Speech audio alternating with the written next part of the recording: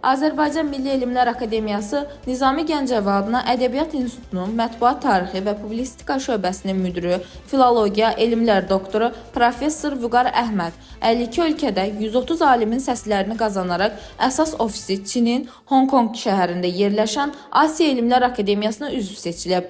Bölgə TV xəbər verir ki, bu barədə Ədəbiyyat İnstitutundan məlumat verilib. Qeyd olunub ki, Vüqar Əhmədlə yanaşı Asiya Elmlər Akademiyasına şöhrətli Azərbaycan alimləri də rəhbər və üzv seçiliblər.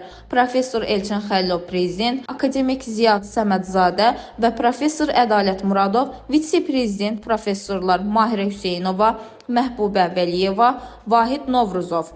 Qeyd edək ki, Vüqar Əhməd buna qədər bir çox beynəlxalq elmi ədəbi akademiya və təşkilatları üzv seçilərək Azərbaycanı ləyaqətlə təmsil edib. Eyni zamanda o, elmi fəaliyyətinə görə dünya ölkələrinin akademiyalarının qızıl medalları və diplomları ilə təltif olunub. Dilbər Vüqar qızı, Bölgə TV.